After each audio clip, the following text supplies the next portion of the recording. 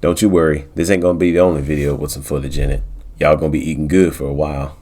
Alright, now that we got all that out the way, yeah, it's a no-brainer from the title of the video that I like Chainsaw Man Part 1 over Part 2. And the sad part about it is that I really didn't want to accept that fact because Part 2 had so much buildup behind it, but it just did not land. It really did not land for me.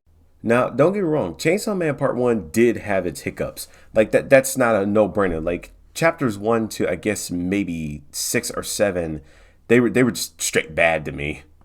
So I gave up reading it after a while. But then the anime came out and reinvigorated my love for it. It had its funny moments. That one moment we wish to forget. And then there were moments where it would just slow down or be high octane, then slow down and just be poetic. Like, what is the purpose of a good life and what is the definition of a good life to you? And depending on your opinion on whether or not you could already tell that Makima was going to be built up to be the main villain, you could see how predictable it was, but you wanted to see the ride, and the ride had an awesome payoff to it. The best thing about Part 1's ending is that Denji can finally go to school and have a semi-normal life, you know, with the plus of Nayuta being his baby sister.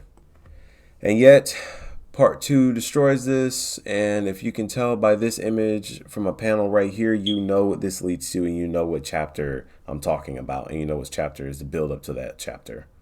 To this day, that writing decision still baffles me. Now we finally made it to Part 2. Yay! Yeah, Part 2 does not start out very strong at all.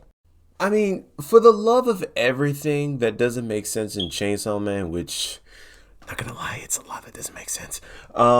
But still good writing.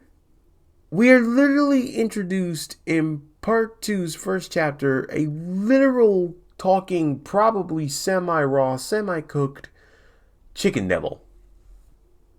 What are we doing here? Just what are we doing now? And before we get to the Asa slash Yoru section of this video, might I just say, the art quality of Chainsaw Man has really dipped. Like, comparing that panel I just showed to this one on Part 1, it's like, what happened? And before you guys say it, yes, I am aware that Part 2 did retain some of Part 1's art style, and I am aware that Part 2 does have some good artistic moments. And I'm very well aware that Fujimoto is a mangaka. Mangakas do not have a very healthy work lifestyle when it comes to scheduling. I understand that. But even with Part 1 having its art flaws, they're not as bad as Part 2's. Like, just go pick up a volume of Part 2 and just look at the dip of quality. And to anyone who is quote unquote a true fan, a toxic fan, you're free to criticize me in this video. You're free to criticize this video. You're free to criticize whatever you want. That is a basic human right. But please do not fill my comment section with toxic comments. I want people to have discussions. I don't want people to hate each other. This is criticism, not hate. Now, on to the Asa slash Yoru section. What do I think of Asa Mitaka? She's a bland main character for the series. And she's basically Denji if the roles were reversed, which is probably the intention of Fujimoto's writing of her character. For those of you who don't know, spoiler alert, she saved the cat over her mother when they were being chased down by a devil, which in the situation, she wasn't doing it out of just her just being rid of a parental figure. She did it because she was actually trying to do some good in her life. Like, she wanted to be validated and showing, she is a good person, which I have all the sympathy for her for that. Her backstory is actually fucked up from a, how would you say, it's not a moral perspective. It's fucked up as in, like, her innocence screwed her over due to she didn't critically think about the situation. Now, don't get me wrong, Asa does have her moments. The aquarium was a very good moment where she taught Denji how to use the starfish as food. And the whole thing they had to do where, I can't remember, it was something that they had to do with the wallets. They had to keep collecting the wallets. And then she had her funny moment with Denji where he wanted to keep the money. And she was like, F you, asshole. He's like, yeah, F you too. That was pretty good. That was pretty good.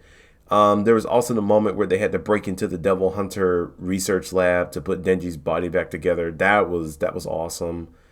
There was also the moment that she had with him when they were stuck in that devil's tree dimension. I forget what the name of the devil was that they were fighting because I had finished the arc maybe like 2 or 3 months ago, and that was a pretty good moment. Honestly, that was good. Now, before we get to Yoru, what is my opinion on Asa as a girlfriend slash wife for Denji whenever Chainsaw Man Part 2 ends or when the story ends as a whole? I have not read the latest chapters, but I could see the chemistry between the two. Like, the two just come from very fucked up situations. And, you know, how they say birds of a feather flock together, or in their case, chains connect to the saw. I think I think she's a decent girl. Well, she's decent enough not to try to kill him. But I think it could work out in the end. I think it could. But, you know, with Fujimoto's writing, Fujimoto does not pull back any punches when it comes to his writing. But I have a feeling that she could be Denji's wife in the very end of the series. Because Denji needs that happiness right now. Yoru. This chick is funny. Now, what makes Yoru funny, you may ask? She has a grudge against the devil that clearly does not remember who she is. And the fact that this devil is connected to a teenager that doesn't care for who she is, it's comedy gold, to be honest with you. She has a petty grudge. This grudge is so petty to the point of where she's willing to do anything. And that's what makes her funny. And a likable character, too. Another fact about her character that I like is that she thinks she has the upper hand in a lot of situations, which granted she is a devil, but like when you see it from a narrative perspective, she is utterly stupid. She does not realize she trapped herself in a human body, which, yeah, in any given moment, if Asa decides that she doesn't want to, you know, well, we're not going to say that part due to copyright strikes, and I want this video to stay up on the platform. They constantly fight for control over the body, and that's what Yoru doesn't understand. She's literally put herself into an eternal hell of battling for control. She gets it from her father. Also, as a little side note, I know that Fujimoto takes inspiration from movies that have been made in America, and probably Asa and Yoru's relationship is probably based upon the movie Mother Dearest. If any of you know what that movie is or want to go see that movie, please go watch that movie. That movie is really good. And Asa and Yoru's relationship is a very good depiction of what the plot of that movie is. I highly recommend watching it. It's honestly pretty good. All right, we've reached the final section. The entire plot of part 2 so far. And boy, do I have a lot to say about it. The storytelling in part 2 is all over the goddamn walls.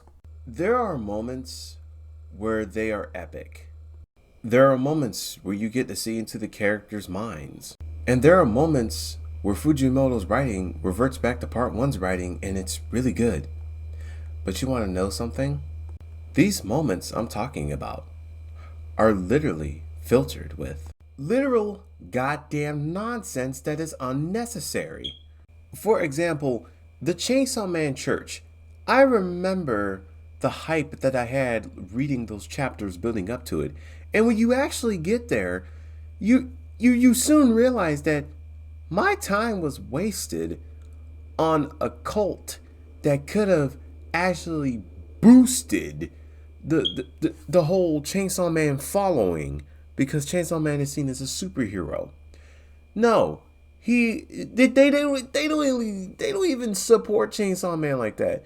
They quite literally only do it to just cause fucking violence. And before any of you call me out in the comment section saying that, oh, well, you didn't read deeper into the thing. Look, I don't need to read deeper into themes to see that those Chainsaw Man cultists, whatever they want to call themselves, followers, the weapons, they literally just made the church just to profit off of Denji's name and to commit violence. That's all they do, commit violence. And from my memory of reading one of the early chapters of the Chainsaw Man Church arc, they are literally asked, what is your purpose? And quite literally, they just put out some propaganda bullshit And I think it was Denji that pointed out the hypocrisy of the situation. And even the dude couldn't justify how stupid it is. Now, some of you might say, what about the Four Horsemen? There's build up to that. I mean, yeah, you could say that the Four Horsemen were built up in part one during the Hell arc. Um, well, the Hell arc portion of the International Assassins arc is what I meant to say. But still, the fact that Fami wore Nayuta and the other devil I don't know the name of because I haven't gotten that close in part two's up to date chapters.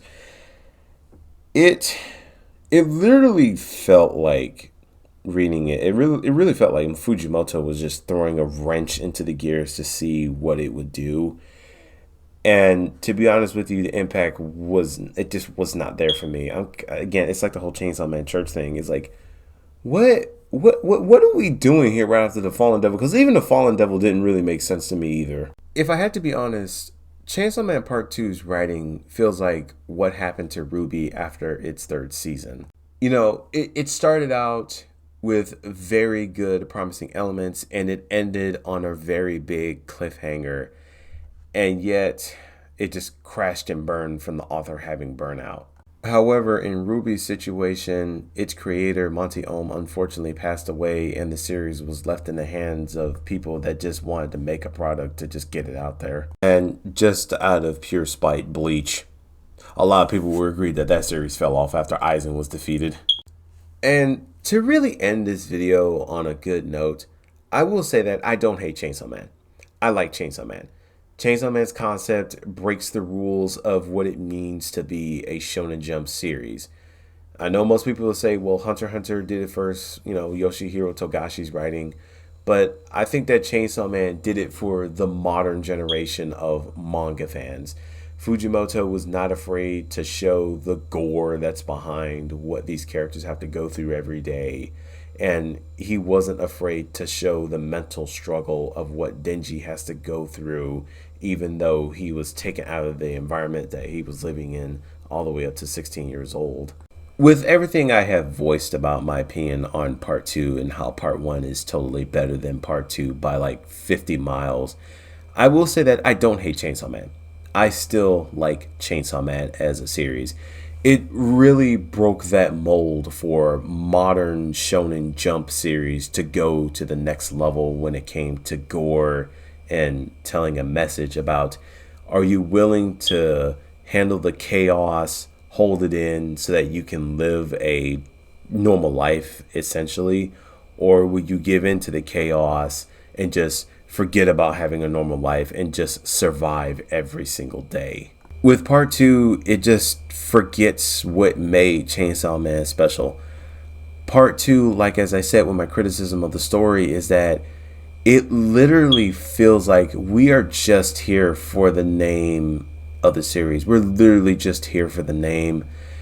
We'll throw in a few devils that have some mediocre designs, which I ain't gonna lie, I couldn't find any images of the devil designs, but they're not as interesting as they were in part one. They're very mediocre, and it concerns me that Fujimoto is doing this series in the way Akira Toriyama did Dragon Ball. Akira Toriyama wanted nothing else to do with Dragon Ball, I think all the way up to the Cell Saga, but Shonen Jump forced him to keep going with it, even though he said he did not want to do Dragon Ball anymore. He wanted to move on or just straight out retire, because he was making money off of Dragon Ball, to be honest with you. He was making money off the series. I will say that is the unfortunate part about being an author slash artist. You have to do stuff that keeps people engaged into your story, even though it's things that contradict the writing that you have established. You have to do something in order to keep people reading and buying the volumes, or at least buying the magazine that the chapters are in. And to that I say, Mr. Fujimoto, if you ever are watching this video, or if you even come up on this video at all, let me just tell you this. You are a good author. You just need to take a break. I understand if you take a year off from Chainsaw Man, you need time to recoup. You need time to figure out where you want things to go. All I say is that I praise your work, and I hope the best for you. And yes, I will continue reading Chainsaw Man Part 2, even if it's in bite sizes like I've been doing it now. I do want to see Denji get the happiness that he wants, and I want you to keep writing. Thank you, Mr. Tatsuki Fujimoto, for making Chainsaw Man, and I'll see you guys in the next video. Please like and subscribe.